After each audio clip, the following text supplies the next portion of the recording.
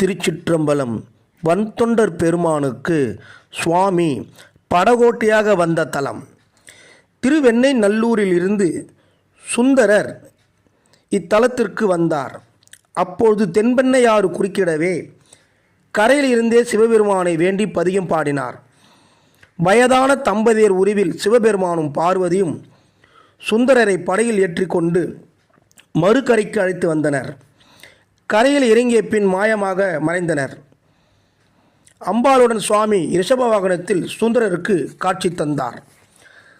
தலம் திருத்துறையூர். எம்பிராட்டி சிவலோக நாயகி அம்மை உடனமர் எம்பிரான் பசுபதீஸ்வரர் திருவடிகள் போற்றி போற்றி.